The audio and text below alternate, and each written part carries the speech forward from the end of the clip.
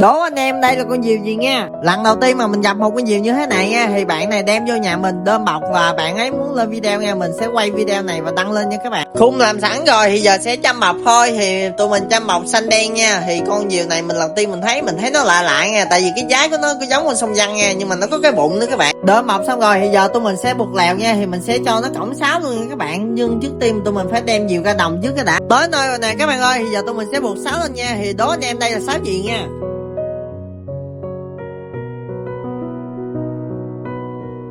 Thì giờ tụi mình sẽ đâm diều nha các bạn. Thì là con diều này nó lên cái đuôi nó vũ quá trời vũ luôn rồi các bạn ơi. Thì lạ thiệt, một bên con diều này nó sẽ yếu nha, một bên thì nó cũng ok đó. Thì tụi mình sẽ kéo xuống lên lại nha các bạn. Chỉnh tới chỉnh lui thì nó cũng vậy nghe anh em thấy không? Một trái thì nó không có vũ, còn một trái nó vũ như đúng rồi á. Thì con diều này tụi mình vẫn không biết nó bị gì luôn nha. Anh em nào biết thì nhớ bình luận chỉ tụi mình nha. Thì bây giờ bye bye anh em nha, và nhớ đăng ký kênh nha các bạn.